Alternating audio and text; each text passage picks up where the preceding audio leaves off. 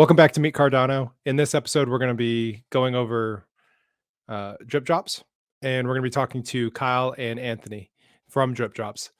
We're going to be talking about their team, what they do, some of the possible plans that they have coming up in 2023. It's really fun to talk to them about the ecosystem of Cardano and really kind of pick their brains about how they feel about everything. But it was a great conversation. I hope everybody gets a lot out of it. If you're not familiar with drip drops, then stake your ADA with any stake pool of your choosing. Uh, for Kyle, he runs Frog Pool. For Anthony, he helped set up Bloom Pool. So those guys, if you want to support them, you can go delegate there. But at the end of every epoch, then you could also head over to Drip Drops and claim some extra tokens at the end of every epoch. And you just have to do it before the beginning of the next one. And you can do it every epoch, every time to get those sweet extra rewards. Everybody loves free stuff. And here's an easy way to do that. Just head over there, claim it, send in 5 ADA to ensure that they can have enough ADA to send it all back to you. But anyways, here's the interview, and I hope everybody gets a lot out of it. Thank you again to Kyle and Anthony for doing this. It was a lot of fun, guys. Hey everyone, I'm Reagan. I'm running this new podcast, Meet Cardano, where we go around and meet the different projects and the people behind the projects and just get to know them a little bit better. Today we got Kyle and Anthony from the Drip Drops team, and two Cardano OGs, been around for a long time and super smart. Both of them have created multiple different outlets to help the community. And so we'll just talk mainly about those things. Anthony, if you want to get us started, and then we'll move over to Kyle, just a little bit about your background, the different projects that you worked on in Cardano, and just where you guys are at now. Yeah, of course. Thanks for having us on. We appreciate it. I started in Cardano. I think the first endeavor that we started was with my partner Peyton and I from Bloom Pool. We started Bloom together, and then I met a couple more community members in the space, and we wanted to build out something cool. And then Token.io rolled out. We've done a couple small projects in between and helped some other projects out along the way. Our most recent was Dropz.io. If you haven't dripped yet, you got to go check out the platform. And that's pretty much it. That's all we can start with, but we are building a few more projects in the background. The team has gotten much bigger since the beginning, so our capabilities have expanded a little bit. So I think you guys will be excited to see what Drip Drops pushes out next. I'm excited, man. Kyle, just a small introduction. Yeah, hey, my name's Kyle Solomon. I came to Cardano ecosystem in late 2017. Started really participate 2018, and ran ITN pool, the frog pool. And during that time, I helped a lot of other stake pool operators kind of market and, get their first block. We ran some community programs, and I've built a reputation in the community for just kind of speaking my mind, and just done some cool things along the way, and had opportunities to work with a lot of cool people. I got to work with Adam on Space Coins, and I did Jet Chicken, which was a stupid NFT project, which it's just kind of a pet project I'm still working on. But yeah, it's just you meet a lot of people along the way, and you start to build rapport and understand each other's ethics, and realize that you can work together. And then kind of when you meet face to face, it's like, okay, this is interesting. And so that's kind of what's happened, is we've managed to put together a pretty wicked team. And there's a lot of A-type personalities on the team, and so nobody works for anybody. We all kind of work for each other for a common goal, and there's a lot of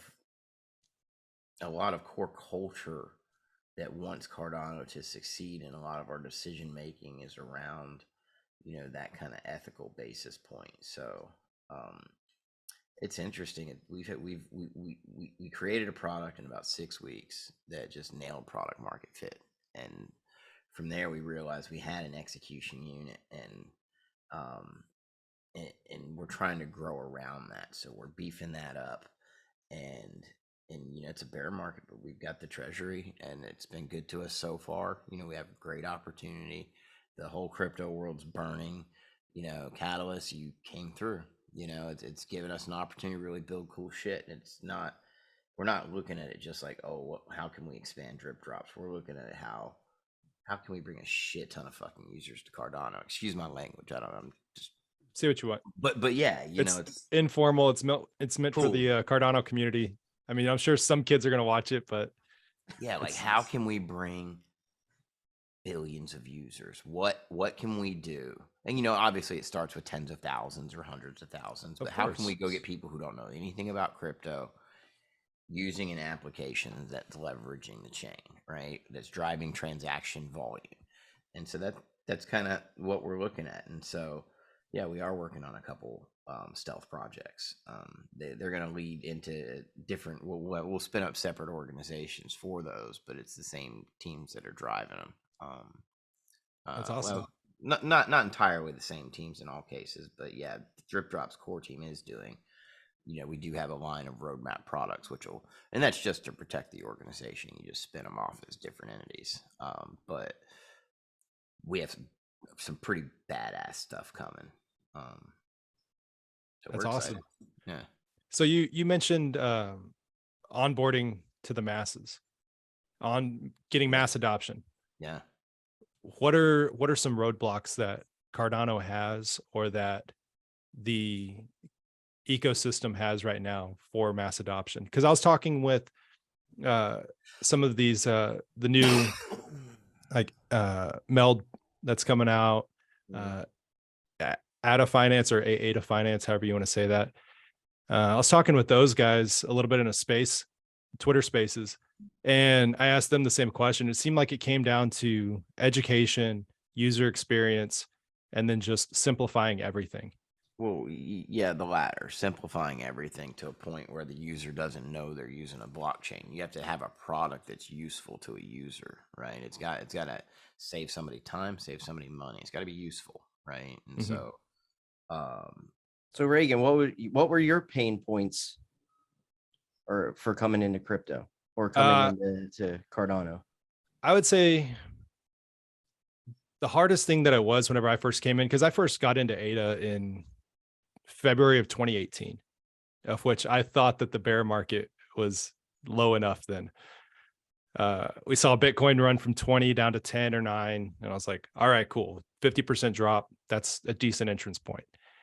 Little did I know the crypto market. Yeah. Little did I know that the crypto market's a little bit crazier than traditional markets. But my biggest pain point was honestly just trying to figure it all out. A lot of people came in and they were first coming into Charles's whiteboard video. I actually got in by watching Dionysus Syndros whiteboard video, and whenever he was explaining proof of work and the whole science behind it all, and I just loved it.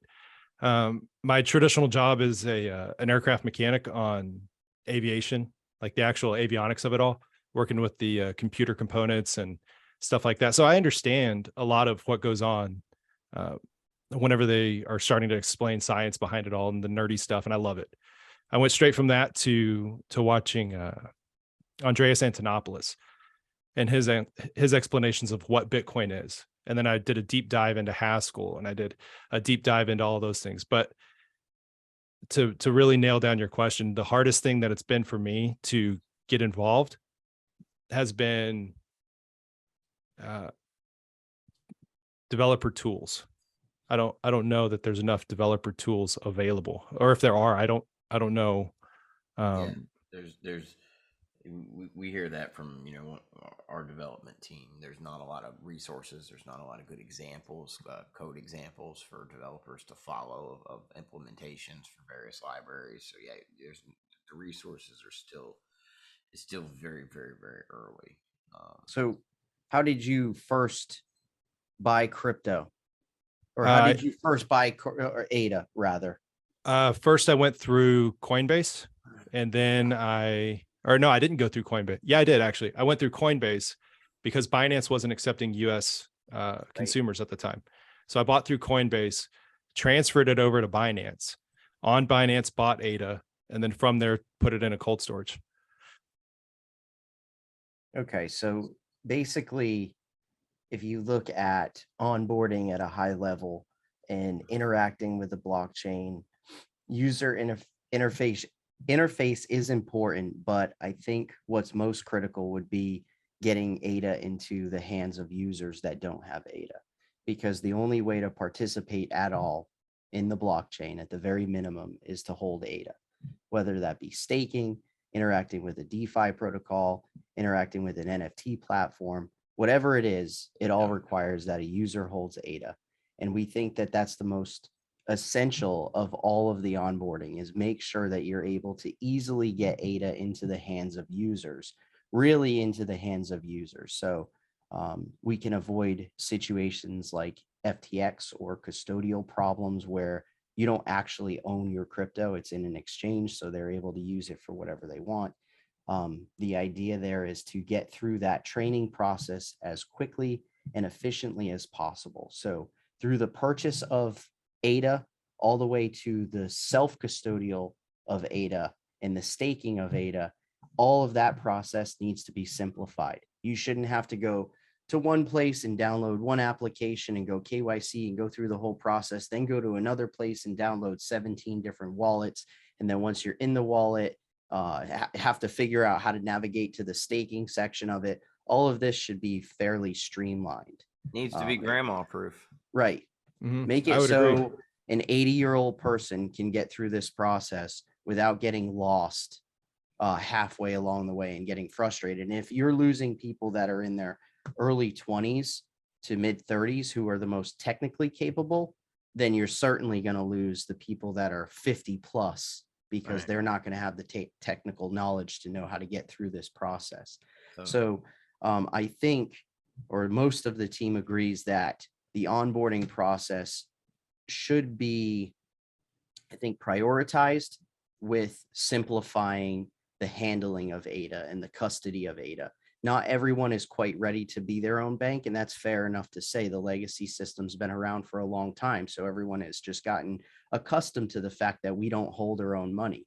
And some of that may take time. It may take a long time for some people to actually grasp this concept and move forward with it, that you are your own bank, you're in charge of your own funds, here's your keys, protect them, don't lose them. And some people will jump right into it. So we want to offer a platform that allows people to go as slow or as fast as they like, but they'll never get lost along that journey. So onboarding ADA is the critical on point. Like it's the critical point. And so then yeah, if you're it's like you know, you're building a car, you know, it's a core component of the engine. You need it. But there's a whole lot of other pieces too that you need too. So it's just a few blocks you put together, and then you can do some pretty wicked stuff. And then you've got to give the users a reason to come.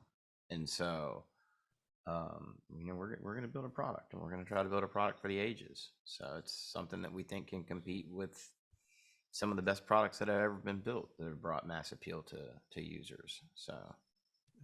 So not diving into y'all's project, but diving into a different project, because I don't want you guys to say any more than you want. Sure. So something like Lace, where their goal is to be able to buy ADA directly from the Lace wallet. Something like that, I think, would really streamline the process a lot. Yeah, absolutely. Right. Yeah, you got to be able to purchase one spot, do everything one spot, pay one spot, you know? Yeah, absolutely. And then once you have that, you can get really fun with it. Yeah, I think I see where you guys are wanting to go with this, and I think I like it a lot. It's gonna be cool. We're excited. Next year's gonna be a lot of fun. And so you said every January 1st, you guys are going to come out with a new version of Dropz. Is that right?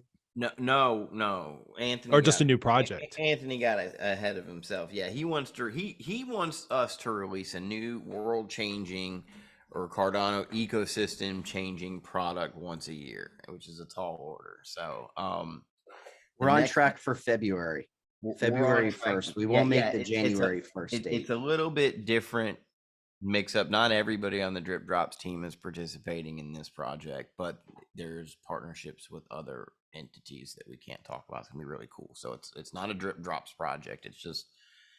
It's a wicked project. So It's that's just gonna a come- project brought to you by some of the Drip Drops team. So the Drip Right. Drops name is on it.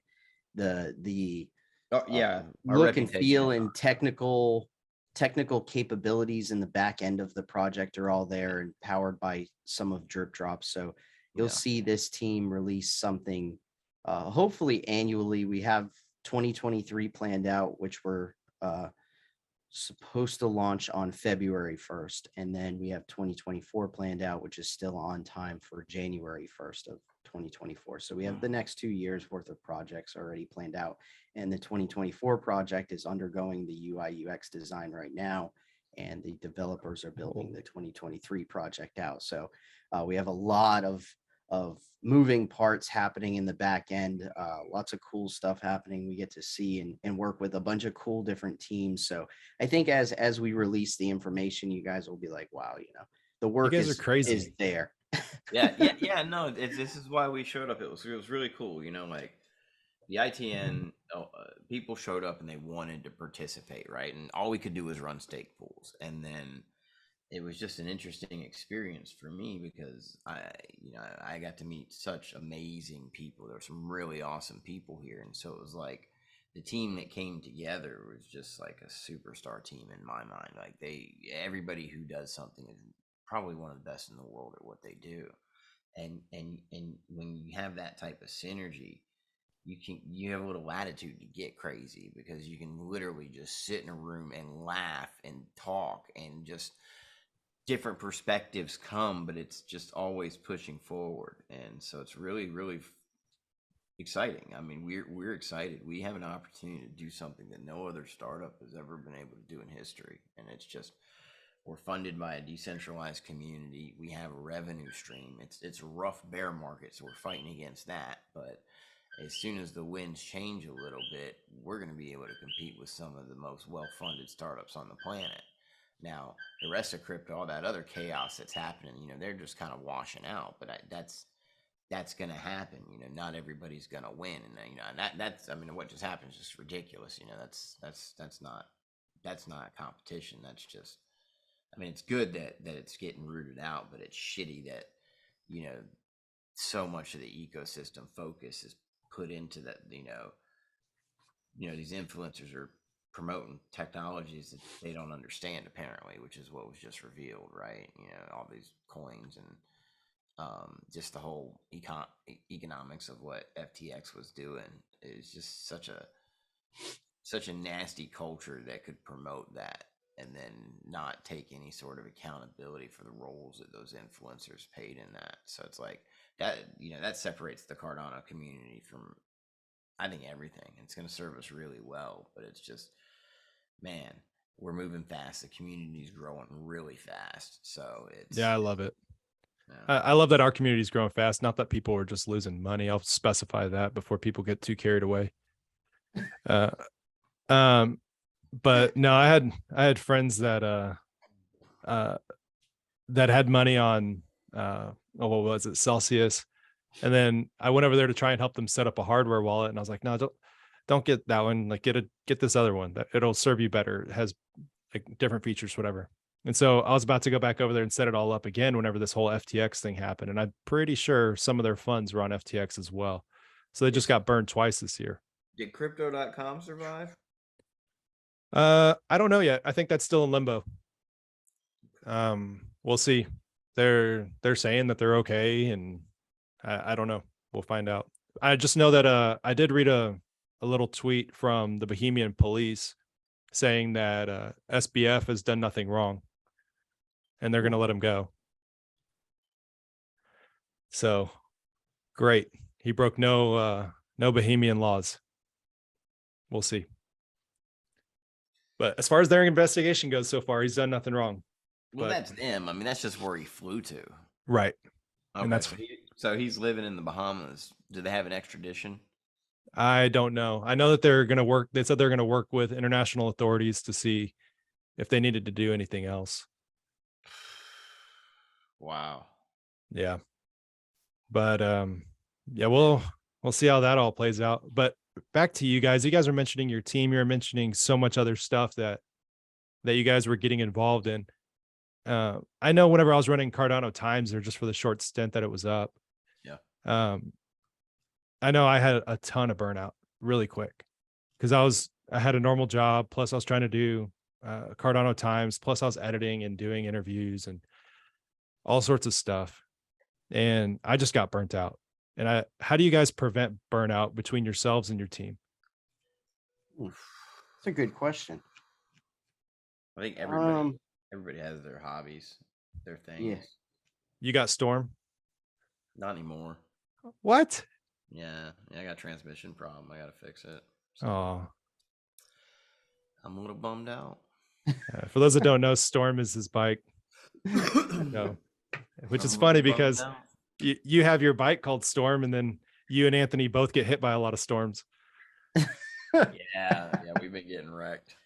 Yeah, we just got through another hurricane. Wasn't too bad. We lost power for about a day, but it wasn't bad. How do we prevent burnout? That's a good question. I think the team. So we let's start from the beginning. We've started to use this. What do you call it? Business planning model or business production model called Holacracy, which was presented by our COO, Lloyd. And he proposed that we use this method because what it does is it frees up each of the members to take control of their own responsibilities. So without bogging down the CEO or the CTO to keep asking certain questions, you're free to make decisions on your own within your department or within your role. And we feel like that makes it a whole lot easier. Obviously, we're still learning, so there's a lot of road bumps and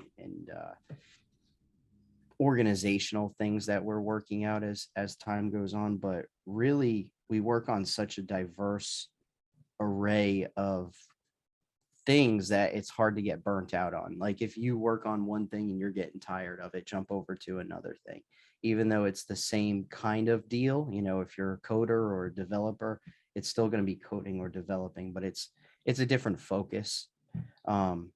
Same thing with all of the jobs, really. So if you start to get tired or burnt out, jump over to another project or take some time to go do what you enjoy doing, which, some of the guys are taking off this week to go out to Switzerland. So make sure you visit the Dropz team. If you're in Switzerland, go say hi. So yeah, that's like some of the stuff that we do. It's beneficial to their mental health, where they're taking a couple of days away from maybe developing or coding, to go out to do something else that's just as productive for the team. So you don't get stuck doing the same thing every single day is I think what prevents the burnout. And it's always something different. There's always something coming up in the community, or always something that we have to develop, or a team that we have to meet with. So no 2 days are the same, which I think helps greatly when it comes to burnout. If we were doing the same thing every day, we wouldn't have the same endurance levels that we have working for the community. But because it changes up so often and so frequently, I think it keeps a lot of us on our toes, keeps things exciting, and prevents burnout. What about you, Kyle? You just keep grinding? Well, it depends. He's a madman. I'm trying to get a break. Yeah, no, I get my time in, but hear the frog. Yeah, every day is new. That's the best part about it, and we're having a lot of fun too. I mean, we spend a lot of time laughing. We really do. And I think that helps too, because I really, I look forward to most work that we do.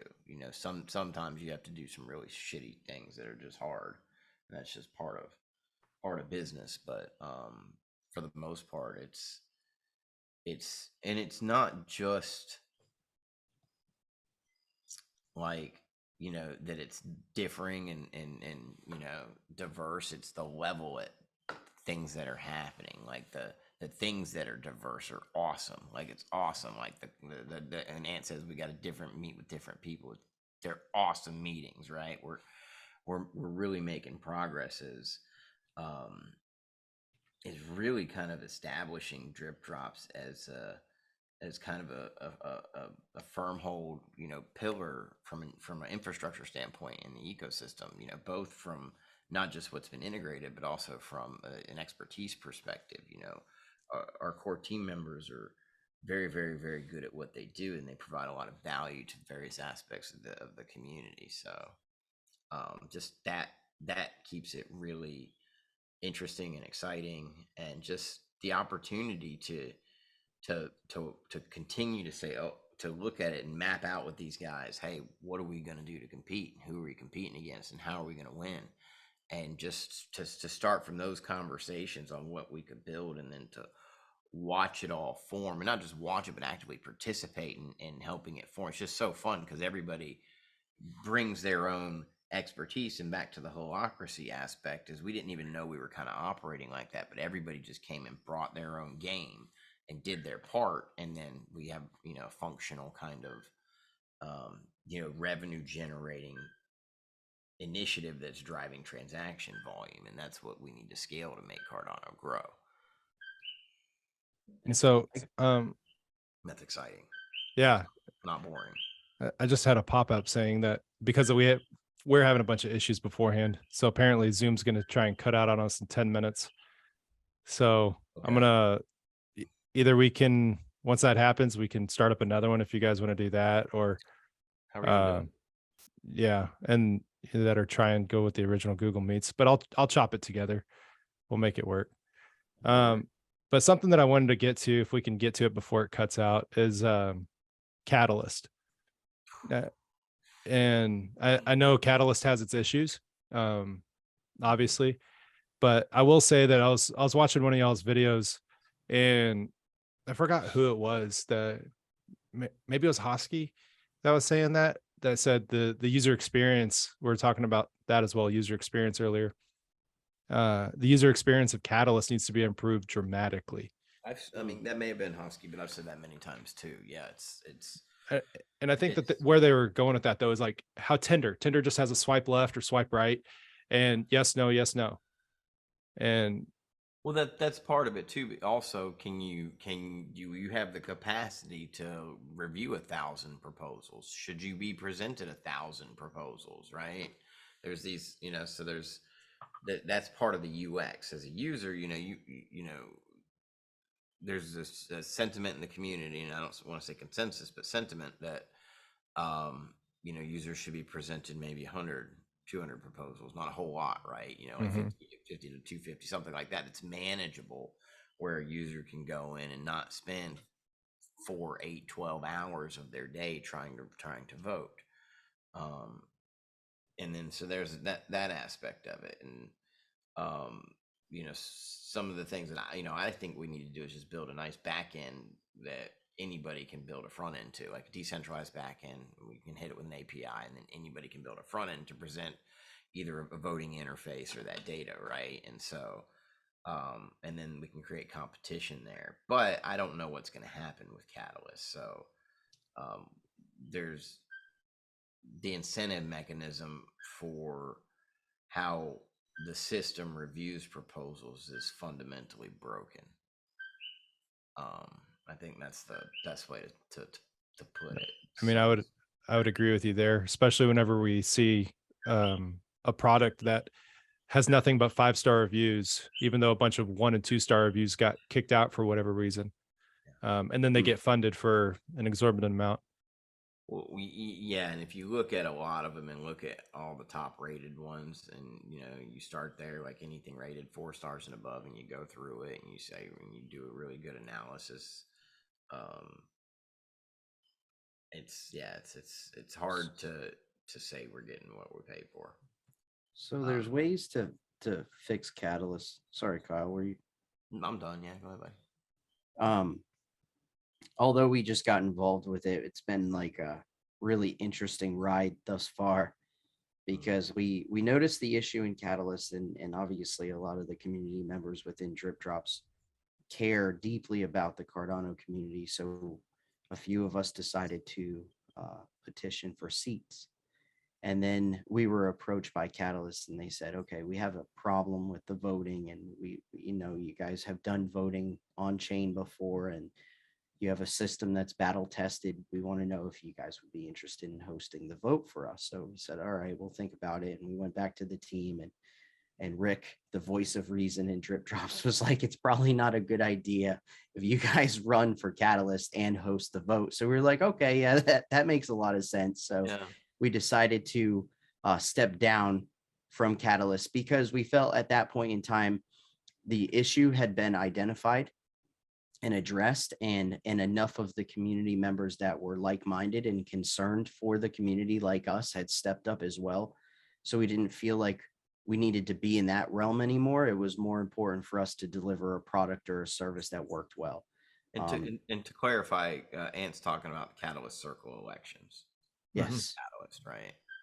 Yes. So very quickly, we got as much information as we could from Catalyst as to how many candidates would be there, how, ranked choice voting, everything that we needed to get dialed in. We turned out a UI UX in under a week. We are expected to deliver the first test vote where everyone can come in, run through the entire simulation of voting for candidates by December 1st. So we'll keep you guys updated on that. And then we'll have the official vote shortly thereafter. A lot of the members, like I said, are going out to Switzerland. So there's a small hurdle there with timing and getting everything together, scheduling wise. But yeah, we're still on task, and there's a lot of other cool ideas that we can propose and probably implement. One of the concepts that we came up with to mitigate something like what you were mentioning earlier, Reagan, about a proposal getting 5-star votes and getting funded for this crazy amount of money is if we implemented like a bracketing system. So similar to sports, people that watch sports, a lot of people don't become interested, or the participation level rises during more important games like playoffs onward. So if we have a bracketing system and you see something similar to what had happened in the last funding round, where one proposal that's clearly not valid per se keeps rising through the ranks, I think more and more people will start paying attention to it, because you saw after the funding round was closed that everyone all of a sudden was paying attention. How did this happen? How did this get through? So on and so forth. Whereas if you have brackets and you say, okay, these guys are moving on to the next round, and now everyone's starting to pay attention, saying, hey, wait a minute, this one doesn't belong. Why is this? How did this make it here? And it will get filtered out as time goes on. So there's lots of cool ways to mitigate those types of situations. And yeah, what Kyle was saying is true. I mean, the overabundance of proposals to go through, and then we don't know who's actually reviewing them, if they're technically capable of even reviewing them. So if we put it in the hands of the community and you let the expertise of the general population sort and filter those out, I think we'll have a much more responsive and a much more accurate result at the end of the voting rounds. So there's cool ways to fix it. It's an elephant that you have to take one bite at a time. You cannot just devour the whole thing. So it's a big problem that has a lot of complex solutions, but we have to build them out, and some of those take time. So we're more than happy to work with the Catalyst team to try to help smooth out the voting process and smooth out the candidate process and so on and so forth. And yeah, we're more than happy to do so. So, and it's an honor. It's really an honor for us to be building out some of the Catalyst tools that will be used for who knows how long. Yeah, we have 1 minute left before it cuts us off, and I think that that's a great place to kind of pause the conversation while we get another Zoom meeting going. So we were talking about Catalyst, and we were talking about all of those improvements that can be made. We've talked about dev tools that could be made. What are some areas that you guys would like to see? What are some things that you're looking forward to, like stable coins or Marlow or any other things that are coming out? I mean, the things we're building, honestly, that's what I'm most excited for. Like, as far as being able to deploy those, like, you know, L2 advancements are exciting. You know, as we make progress there, we're exploring what we're going to do there, because we need to, you know, we learned you can't drive a whole lot of traffic on the main chain. It just, you know, yeah, we're getting performance enhancements, but when we're talking about serious volume, L2s are going to be inherently necessary, right? And so just seeing all the pieces come together, for me, stable coins will be interesting, but you know, I don't necessarily see them as a requirement for the types of products we're building per se. And I'm sure, and they obviously will enhance the applications. But yeah, you know, obviously stablecoins will enable a whole new set of applications too, but I don't see it as critical to what we're doing. Hydra stuff is good, you know, and other L2 solutions, side chains, those types of stuff and advancements that kind of get us there. But I'm just excited for also the growth that's gonna come. You know, just the whole social aspect of it. Like it's just being here so early and watching it change. And it's already changed so much. You know, it used to be really, times were real simple, you know, in the Cardano community. Now there's hundreds of thousands of people, and so it's just getting bigger and bigger and bigger, and so that's interesting.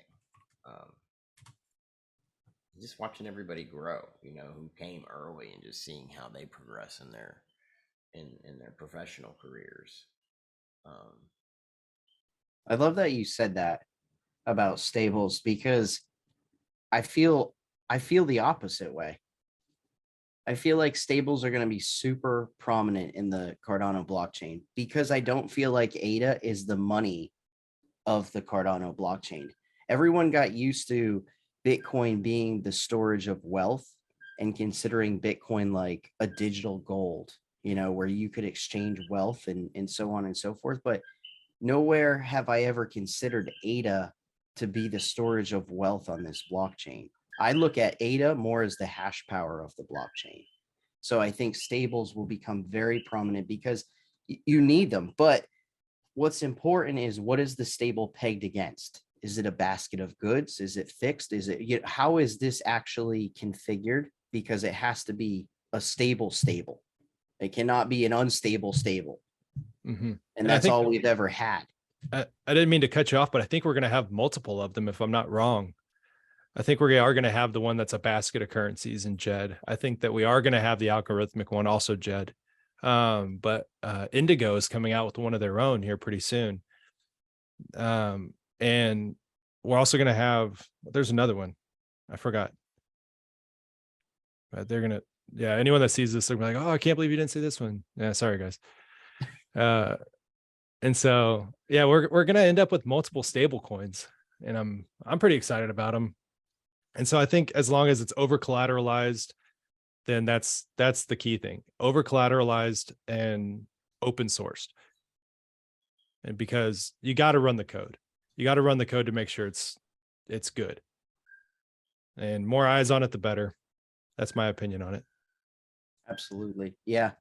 Yeah. And I like I said, I look at ADA as the hash power of the network. So you being an ADA owner, have the responsibility and the capability to do one of many things. And one of those things is contribute to the actual transaction processing of the network. Another one of those things may be voting, you know, access to voting systems. There can be a number of things that ADA allows you to do on the blockchain. But yeah, I don't look at ADA as the end all say all as storage of wealth or transfer of wealth. I think that stables are going to take that place, and ADA is going to solidify its spot as the hash power of the network, because it's limited. There's only so many. Well, and that's really what you need for a global financial operating system. Like, if that's really what we're going towards, you need something stable and you need something to push it forward. You have to have, so I also have a degree in information systems security. And somebody was saying, well, how come you just can't have blockchain without having the token behind it? I was like, well, that's a data center. I was like, you have to have a certificate that goes along with it saying that it's secured, saying that it's been processed. You have to have that certificate. And a token is nothing more, in my opinion, than just a certificate with value. And so I like your thought process on it, saying that that it's just a hash power, essentially. That it's progressing the network, it's making the fees. But on that same thought, we're going to get Babbage fees, and so we're going to get those that are derived from ADA as well. And so what are your thoughts around? You mean Babel fees? They're Babel fees, yeah, not Babbage fees. I'm sorry, Babel fees. I get all these names mixed up sometimes. No, just want to make sure we're on the same page. So, I think that's a ways out. I think it's from a development time frame that may be a ways out, and that does get interesting. The concept of being able to be paid in a native asset. It complicates things from a stake pool operator's perspective, from a tax, at least for my personal taxes, it would, because to my understanding is that I would have to provide the ADA and still pay the transaction fees out of the ADA, and I would get paid in the native asset instead, and I could then it's a tax clusterfuck.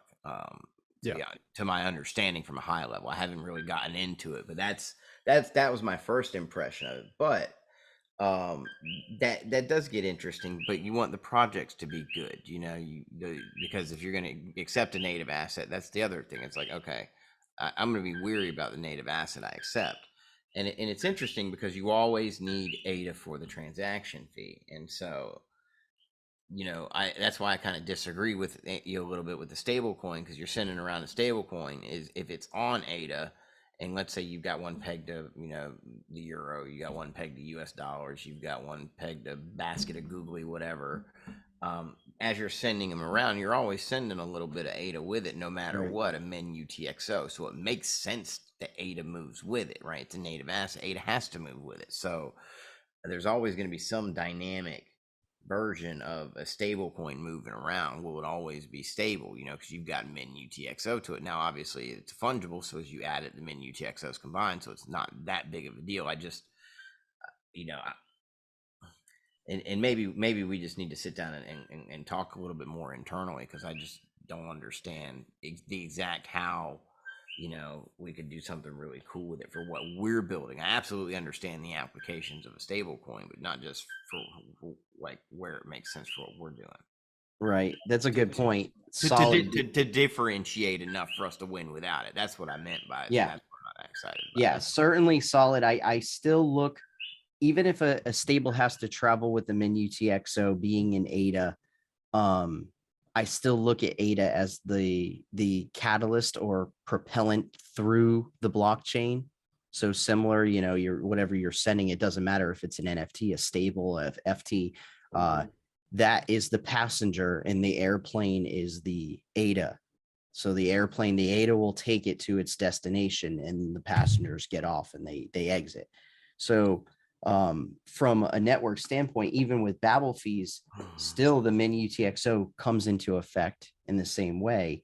But also on the other note is that it still requires ADA to produce a block. So the very essence of block production and transaction processing is based off of ADA amount staked to a pool. So I can't go stake drip tokens and start producing blocks for Babel fees. There's no way. It's still the baseline hash power, even though you may accept drip token or some other token. The fact of the matter is that you still need the ADA in order to process transactions to begin with, regardless of what you accept as a payment. In that regard, yes. And that's a whole nother way of looking at business when you look at it like that. When you look at, say, okay, if I've got ADA, now I've got hash power, that's revenue, right? And in the age of smart contracts, people are putting assets in smart contracts, and you can tie min UTXOs to those assets, right? There is a min UTXO associated with those assets. So that implies assets in volume means you got a high ADA value smart contract. You can stake that, right? So there's going to be all sorts of funky models we see that compete with traditional SPOs that come out, smart contracts that are combining funds and pledges and that kind of stuff. And, You're going to see people get creative with it on the back end, and then you're going to see awesome products and services get even more creative. So I'm excited for that too, just to see how that game gets disrupted, the stake pool operator game, because that's nowhere near from being stable. You know, we had an interesting. Just operators are going to have to compete, and they're going to have to compete very intelligently, because their competition is going to be sophisticated entities that come and build projects that draw in a lot of users, right? And as larger entities or grow or become successful, their ability to extract stake from community operators is going to grow too. So there's going to be an interesting shakeup in how that unfolds over the next, I don't even know, decade maybe, you know. Right. Essentially what you're saying is that you're going to have community stake pools and protocol stake pools where, like, for example, a DEX or some other type of protocol that involves not necessarily a custodial service, but even a smart contract input. Right. So if I hold my tokens in here and I put a min UTXO along with some ADA in there, that ADA is now out of my wallet, out of my control. That smart contract is free to go do what it wants. So one of those things it may go do is stake it to a protocol pool. So now that protocol pool may have, enough users to fill up a pool, or at least get to block producing numbers and generate revenue in a unique and different way that, works more in a back end scale, rather than, okay, I'm just a user and I'm going to pick a pool based off of the operator per se. Yeah, and if you can give the smart contract utility, the ADA that's in the smart contract, the users aren't expecting rewards for that ADA, because that ADA is in the smart contract for another reason, right? They're getting a service out of it. So it's definitely interesting. I'm looking forward to Babel, looking forward to stables, and seeing how min UTXOs interact with both of them, and just watching it all kind of come together. It's exciting times. Yeah, I think that this bear market, we have a lot more to look forward to than we did in the last bear market. I agree. Because in the last bear market, I remember it was 2018, and I was telling Kaizen about this as well.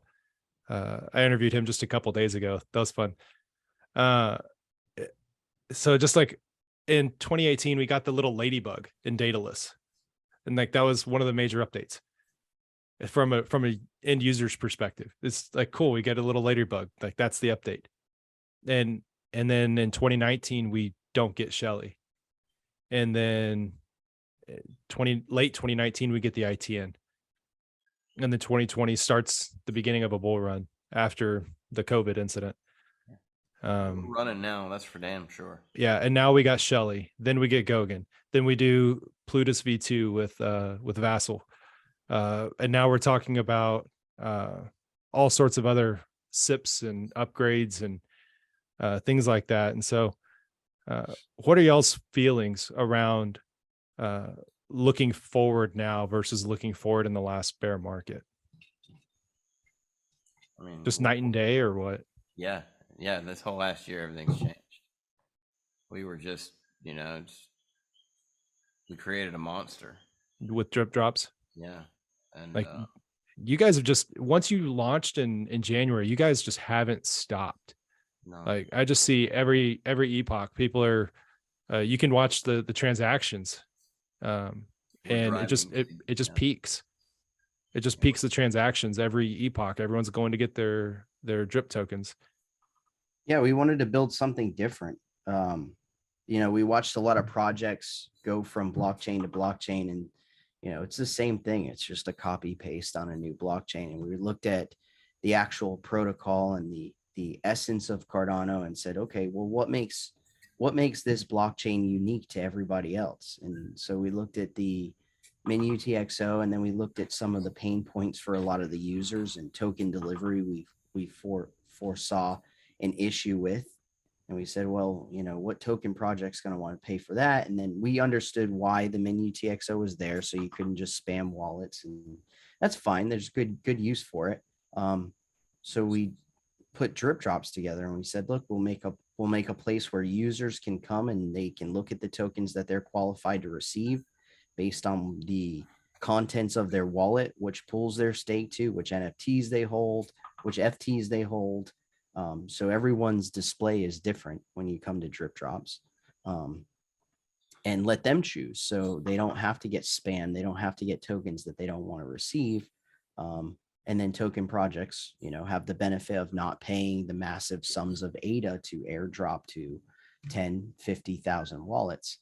We let the users pick that up. And then our value added to the user was that we're able to compact 10 tokens as of now together into one transaction, where each of those would cost 1 ADA to either go to individual faucets to receive or have them airdrop to you, which the token project would have to fork up the min UTXO. So it was a really unique concept to begin with, as far as even on other blockchains. And when we launched, it was kind of cool because we had a lot of Ethereum people coming over. Like our help desk, our technical help desk was like a madhouse the first couple of days, and we had like people dropping their Ethereum addresses, and they're like, how the hell do you withdraw on this platform? Like, I've never seen anything like this before, which was really kind of cool because like all of a sudden, just like Cardano supposedly does nothing to like all these Ethereum cats coming over, like saying like, we've never seen anything like this before. This is amazing. This is so awesome. So it was cool to build something like that we thought was like genuinely brand new for the whole blockchain space, which is rare because a lot of that shit is just copy paste. Yeah. Yeah. And somebody sent us 1 million ADA the night we launched. Yeah. Your Roy sent all, baby. Royce. Oh my God. Yeah. That's and what he we hit us said. up Like, and he's we're like, sitting there. hey. We launched New Year's Eve. This is what I mean by no day is ever dull. Like crazy shit like this happens. Like somebody just sent us 1 million ADA. Send that shit back now. Yeah. And it was so funny because it was like nonchalant. I was running the Twitter at the time, and like nonchalant, this dude messages and he's like, I accidentally send the send all. I was like, oh yeah, no worries. Just send your transaction ID, man. We'll refund it. And the dude sends the transaction ID and we check it and he's like, holy shit, this guy sent 1 million ADA in all of his NFTs in one shot. So oh my God. he sent it back. He's like, oh my God, thank you guys so much. I can't believe you guys sent it back. We're like, yeah, dude, you're lucky. Like, we're not a rug. Right. Thank God. I mean, I think that speaks volumes for who you guys are and the project that you're launching, and just the quality and integrity that each one of y'all have. And so, I mean, it's crypto. Once it's sent, it's sent. You don't have to send it back. You sent it to me voluntarily. You should have known what you're doing. That's the mindset some people would take. But oh yeah, for sure. And like, that's like, we want to build something that's longer lasting. So we immediately knew like, hey, this is more valuable than that 1 million ADA.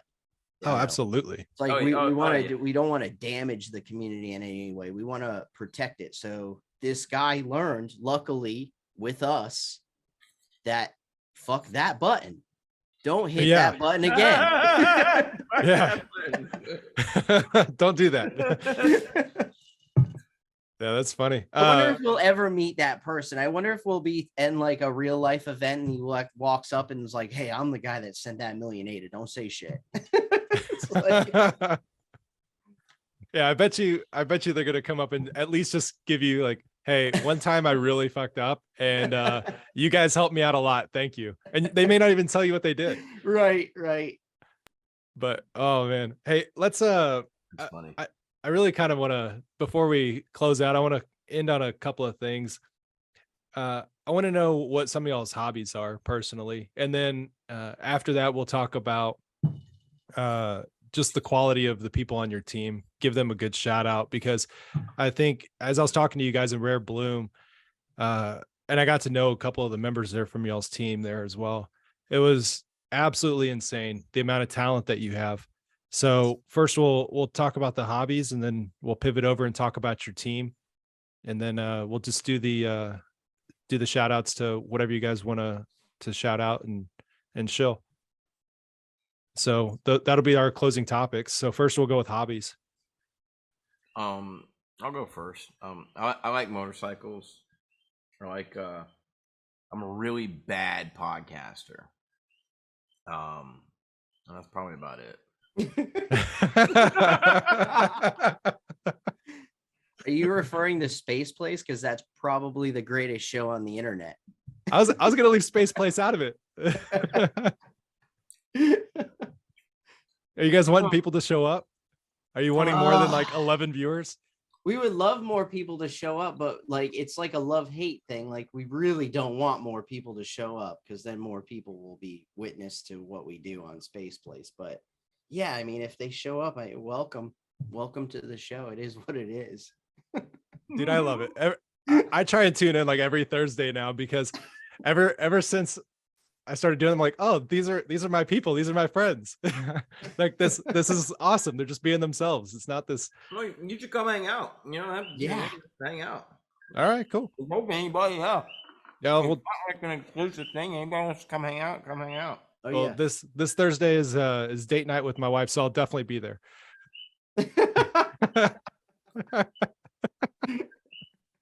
Just playing. No, it was violence today. No, I'm just Oh, playing man. around. No, so yeah. Anything in particular that you guys like to do other than motorcycles or? I mean, yeah, I live in the rainforest, so I like to walk around. You know, like the river. It's just nice out here, so I'll hike or. Dude, it's awesome. I see some of your pictures and I can't believe some of the pictures that you're taking. Yeah, I live in a pretty magical place, so it helps balance what I do, and yeah, so yeah, I haven't had a whole lot of time, but I need to get more time. I need to make some time. So it's just we've been going really hard for this past year. So yeah, man. Yeah. I can only imagine. Yeah. Ant's gonna get me out doing other shit. So Yeah, man.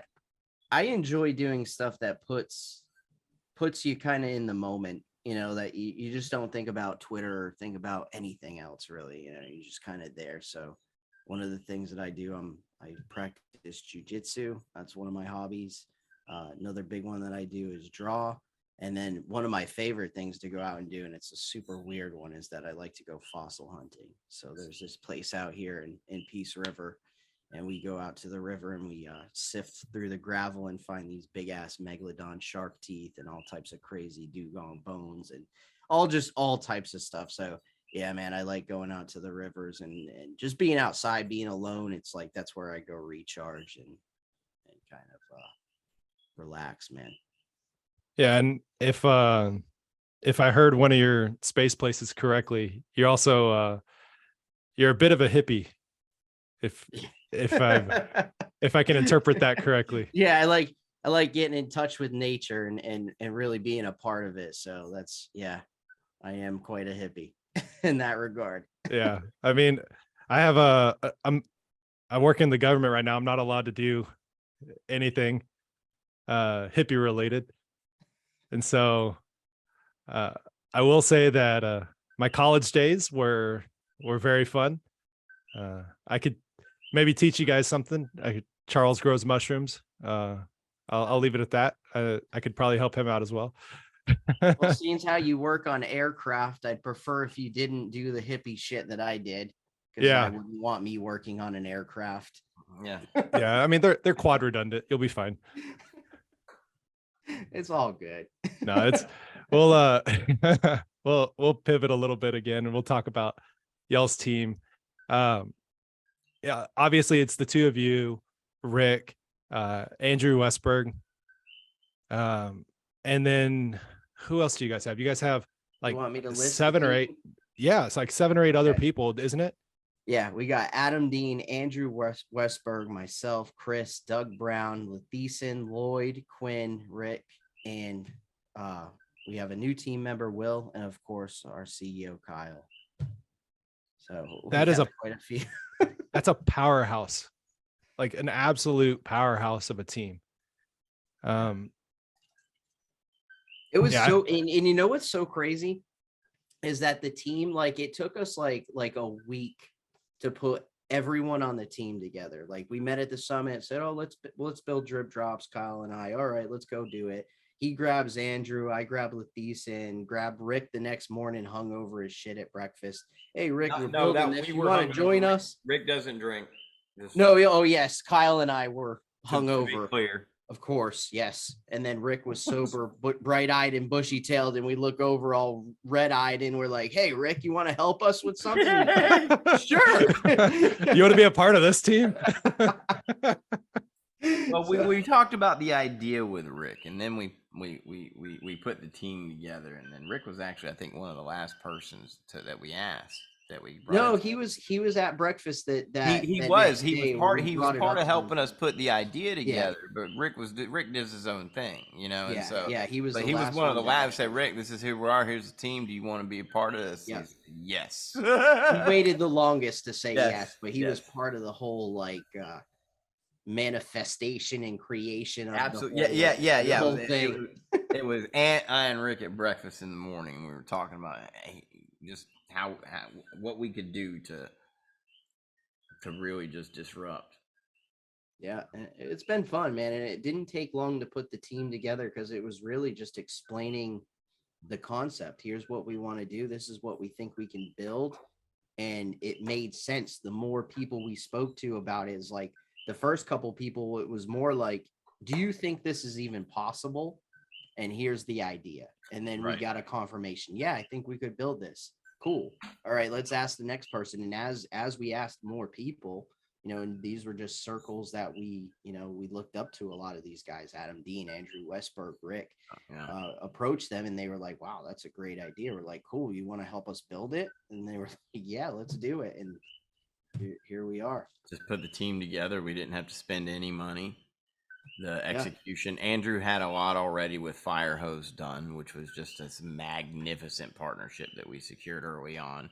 You know, we're able to essentially talk to the chain without using Cardano CLI. So it's all custom, you know, I think many protocols or however Andrew's doing it, but it's pretty wicked technology, sophisticated. So we were real blessed with that, and just having the right people come together with such expertise, they were able to execute. So execution time was 6 weeks, and boom, we launched New Year's Day, New Year's Eve, and it was just wild ever since. That's insane. A lot of people, it takes them 6 weeks to get a custom website. Yeah. So, and I mean, I know that with Cardano Times, it took us, we had a dev as well. And he was the only one working on it really. And it took him, I think, like 4 weeks. He had the website up and running as a news aggregator for Cardano, and just killed it. Got it together super quick. It was incredible. But yeah, it was shout out to him and getting that stuff together. But 6 weeks for a whole new protocol. Yeah, that was Andrew and Latheesan. They tore that up. That's crazy. So, Latheesan's just a beast too. They're both amazing engineers. Latheesan's a DevOps, just mastermind. So he's our CTO, and we're helping him scale out his team now. So that's our bottleneck from execution on the back end, is getting that team scaled out properly. And so what we're trying to do is make sure that it's smooth, and so far so good. You know, we've got some good talent coming, and we're hiring now. So we need another we want a back end guy. Oh yes. Yeah. Do you mind if we shout out who we're looking for on your Yeah, go for it. All right, cool. We're looking for a Swift or Kotlin dev. We're looking for another React dev, and possibly we need a back end Laravel guy. Yes. Yep. So yeah, we need a couple. We are hiring. So let us know if you have experience in any of those. Hit us up. It's contact@dripdrops.io. Send us your resume and let us know. Perfect. Well, thank you guys so much for taking your time today. Thank you so much for reaching out and actually accepting this invite. I know you guys are busy as all get out, and so I really appreciate it. I just wanted to say thank you very much. Thanks for asking us, Reagan. We appreciate the invite. Yeah, no, you guys are Drip Drops, especially, and each one of you guys individually. You're becoming titans in the space. And I just wanted to say that that it was a real honor talking with you guys today. Please feel free. You already shouted out your dev that you guys are needing, or some devs that you guys are needing and hiring. Is there anything else that people should check you out on? Stake to Bloom Pool, Stake to Frog Pool. Yep. Thank you. Appreciate it. Thank you for having us on. Logic and Blue Cheese and DIGI, all of our other you know, the other guys who run there. Yeah, look into the team. We're all on. If you go to Dropz, you go to the About Us tab. Check out the team. All of our Twitter, all of our LinkedIn's are there. And each of us have our individual projects. So if you want to get more involved on that level, you know, just feel free to reach out to any one of us. We have a lot of talented guys. And definitely do that, because supporting those guys at that level, it helps them come and bring, you know, their A game to Dropz in that capacity. So it's very important. We appreciate all the support we get from the community. The community is enabling us to disrupt. So thank you. Perfect. All right, guys, I just wanted to say again, thank you so much. You guys go check them out. Everyone that's watching, if you made it this far, go check out the team, go stake to their pools. And yeah, don't forget to go on to Dropz every epoch. And subscribe to this YouTube channel. Yeah. Subscribe. Thanks for having us on. Yeah, it was a lot of fun, guys. Thank you. Take care. You too. Bye-bye.